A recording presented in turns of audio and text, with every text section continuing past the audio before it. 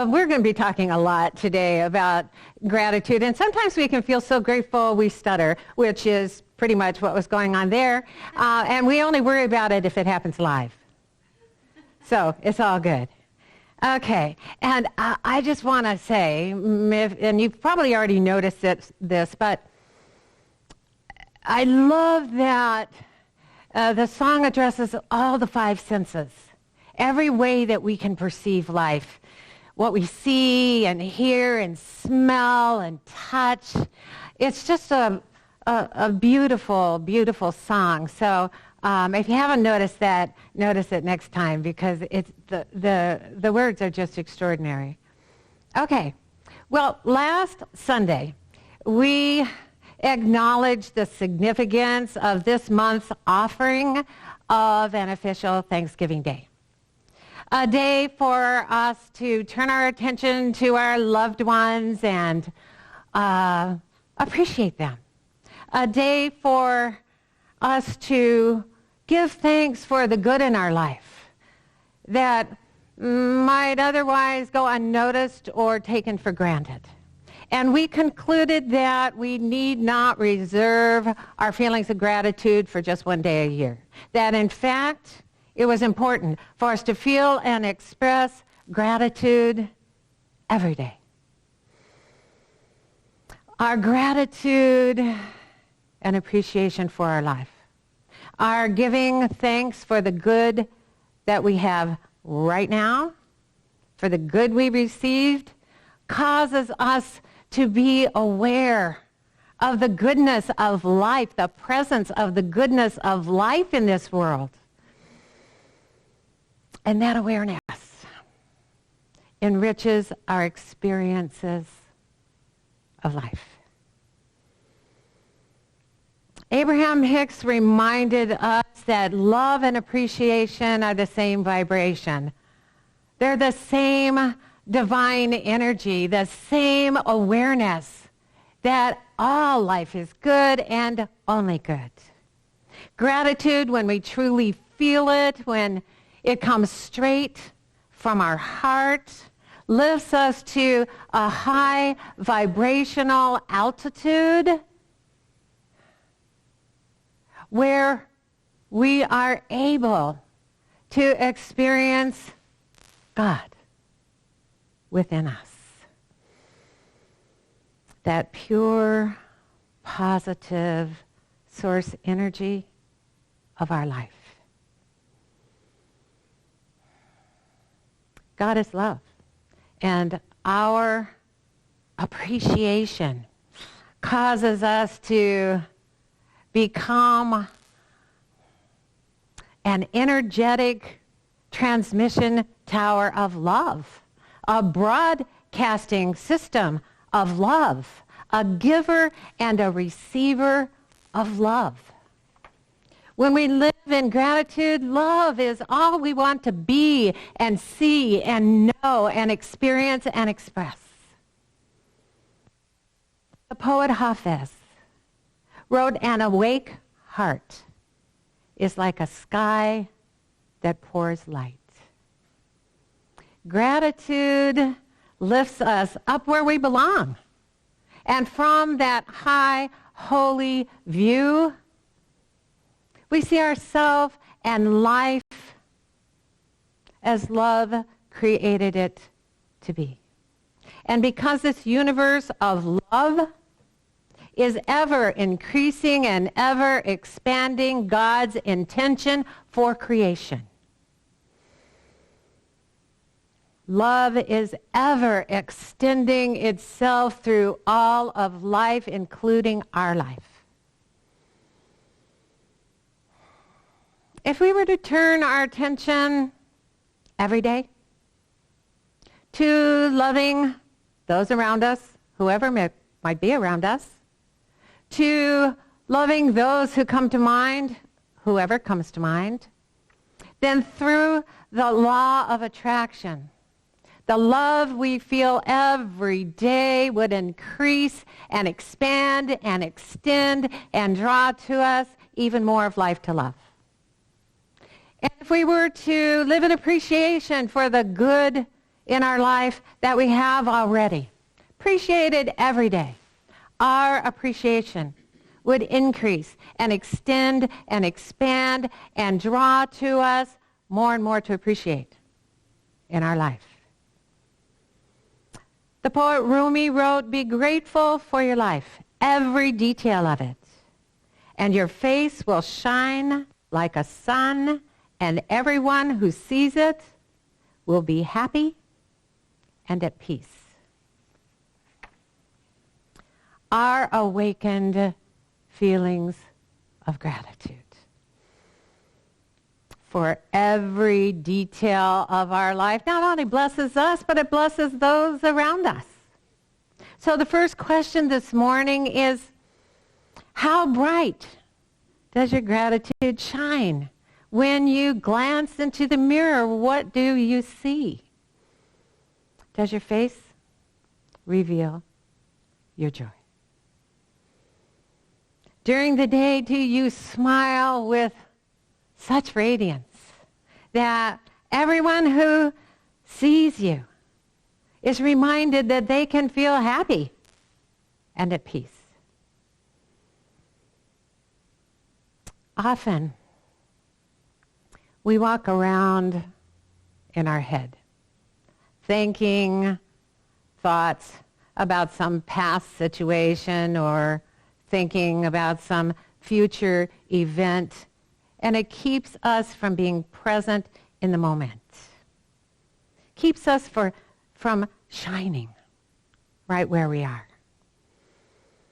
When we're off somewhere in our mind, we usually have a serious look on our face. Sometimes our brow is creased in concern or contemplation. There's not a radiant smile on our face because no one's home. No one's present to shine through our face. Now, we've all seen that look on others. You know, when it looks like nobody's there because they're off somewhere and maybe just their body's sitting there with you. Thich Nhat Hahn said, "Some people live as though they are already dead." There are people moving around us who are consumed by their past, terrified of their future, and stuck in their anger and jealousy. They are not alive. They are just walking corpses. We're here to bring the life within us, that fluid energy of life within us, into three-dimensional life in this world. Through our body, through our words and actions, through our relationships, and through every form and expression we focus on and call life. It's important for us to ask ourselves, what does what I focus on each day bring into form and expression in my life? Abraham Hicks tells us your life can be as wonderful or as horrible as you allow it to be. It all depends upon the thoughts that you practice. And therein lies the basis of anyone's success. How much do I practice thoughts that bring me joy? And how much do I practice thoughts that bring me pain? That's why it's so important for us to be present right where we are, so that we're aware of what thoughts we're practicing right there, so that we notice how what we're thinking is causing us to feel in that moment. And in that way, we're aware of the energy that is alive in us. And if we want to, if we need to, we can change our thoughts to thoughts that bring us joy. Which brings us our spiritual alphabetical journey this morning once again to the letter W. This morning, W is for whale. Not the whale, the W-A-I-L, that is often not the Moby Dick whale. And not the whale that is often associated with a cry of pain or suffering, but the whale that is referred to in the song, Jump, Jive, and Wail. So what does that mean? Well, if you've heard the song, then even if you didn't understand the words, no doubt you felt the beat. And as you felt the rhythm move through you, you had no doubt that it was a song about singing and dancing and feeling the joy of being alive. For our purposes this morning, Jump, Jive, and Wail is about our practicing thoughts that bring us so much joy. We can't help but to feel and to dance with the music of our soul.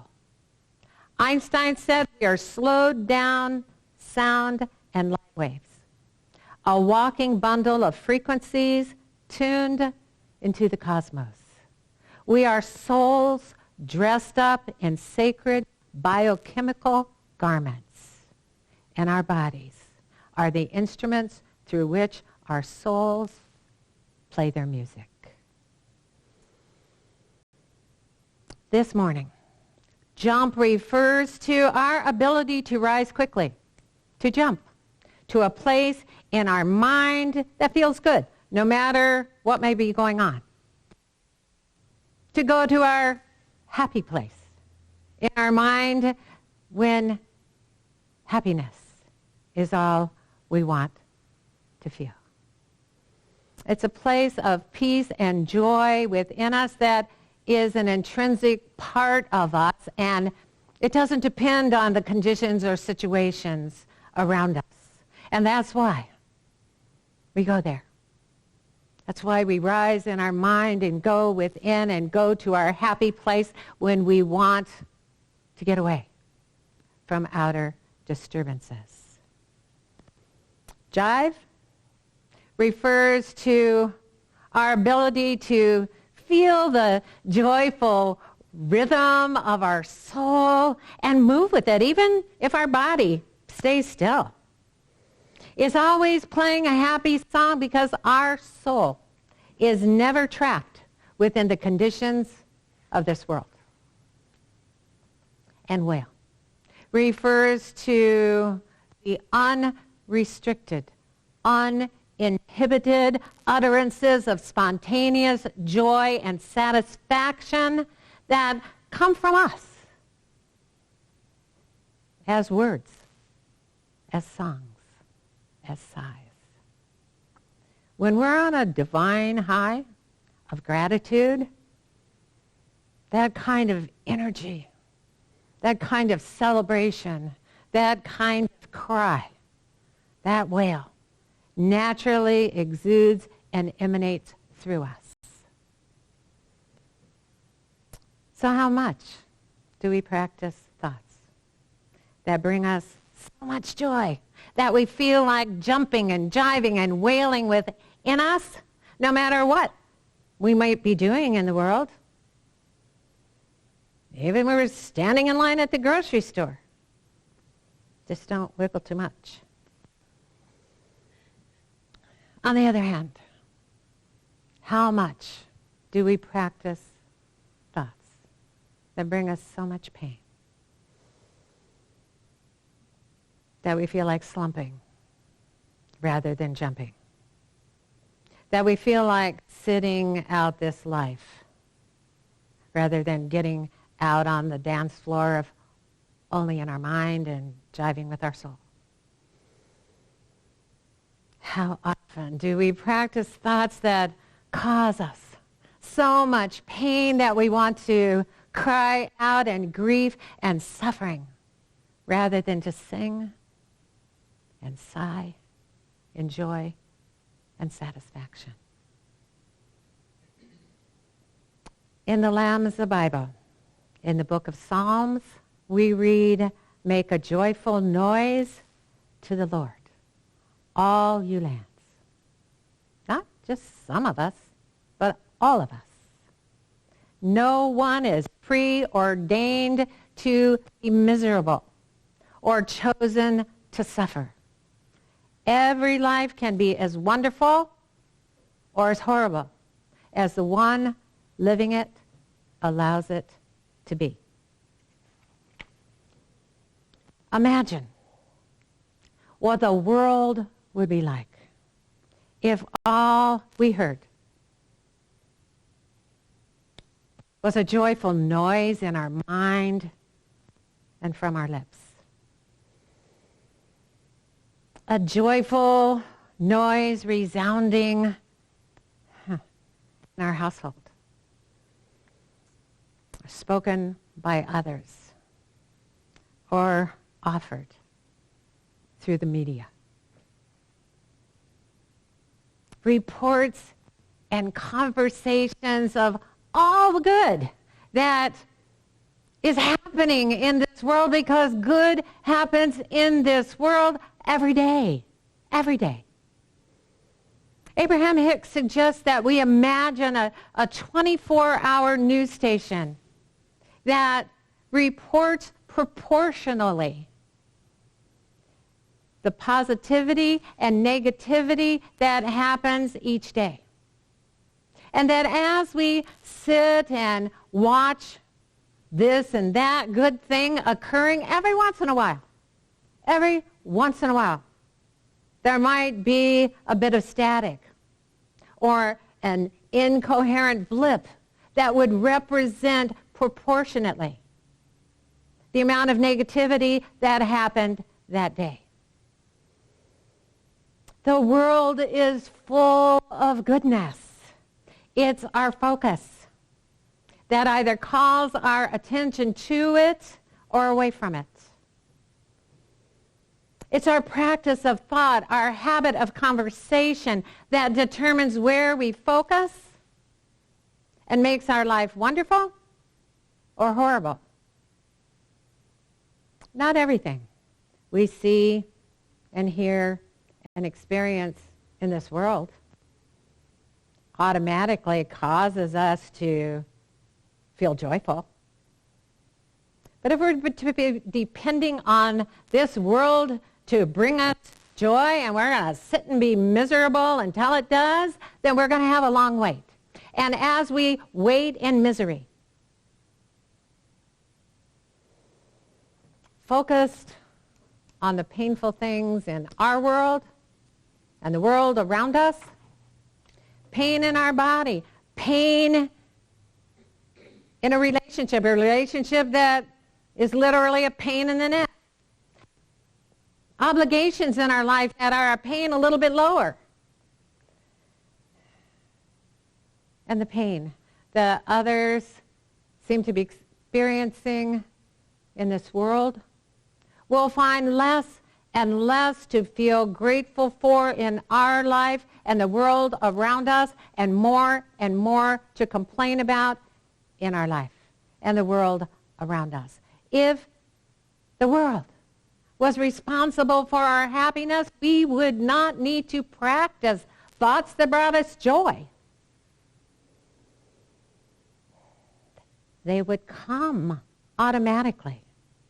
In fact, so automatically that we wouldn't notice. The self-directed spiritual being we are. And our power to choose our thoughts would go unpracticed by us. This earth life is a training ground for masters of the universe, not a reform school for sinners. But how would we know the power of our mind unless we were called to use the power of our mind? How would we know it creates our reality unless we called upon it to create something new for us? Life is a perceptual experience. It is done in our life as we perceive life to be. How could it be otherwise when we perceive what we believe?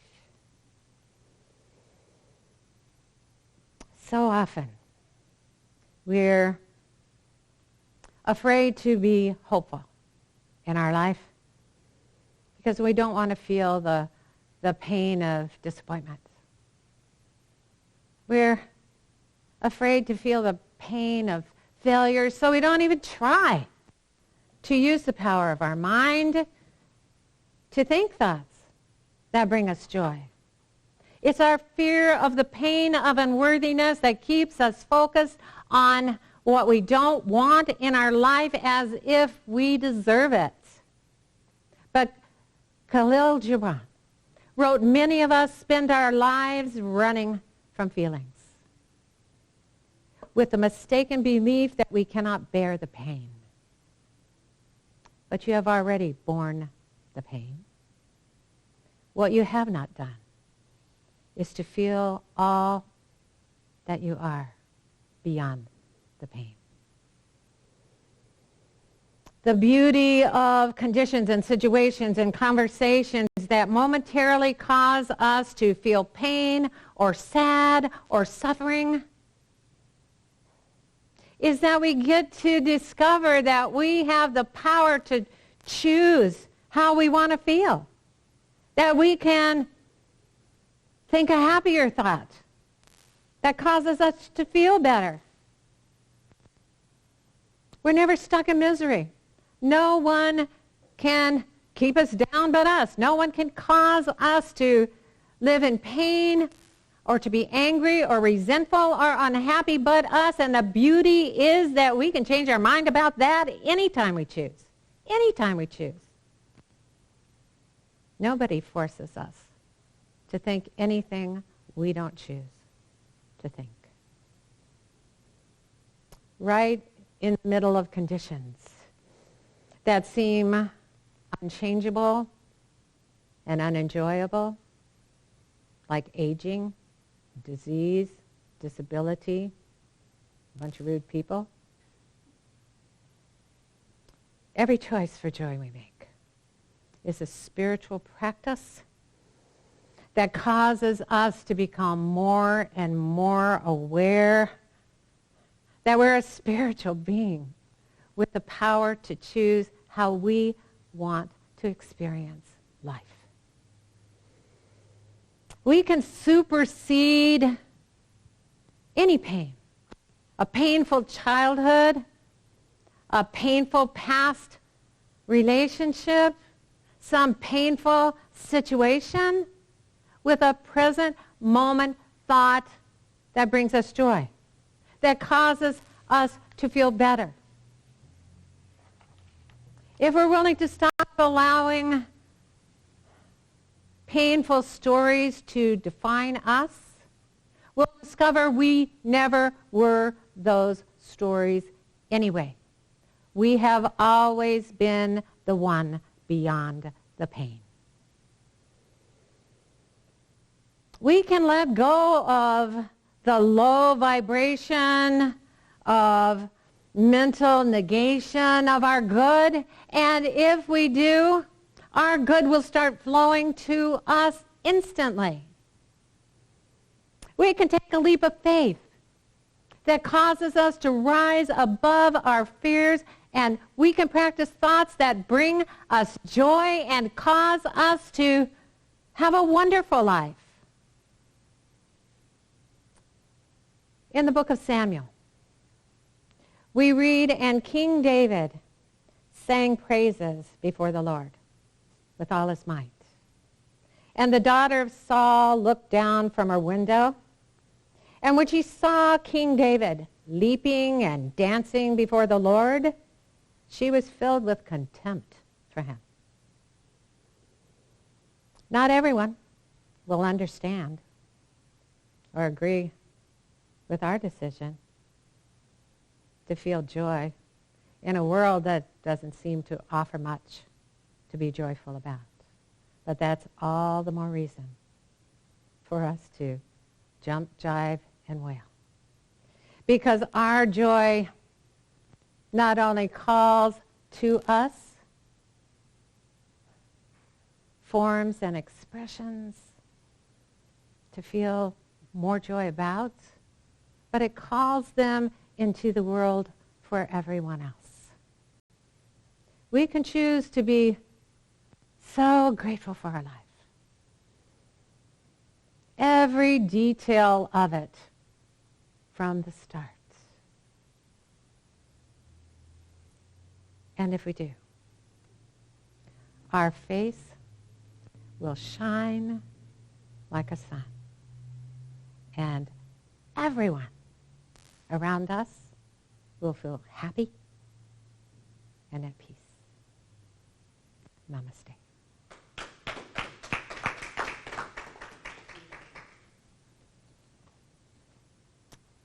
All right.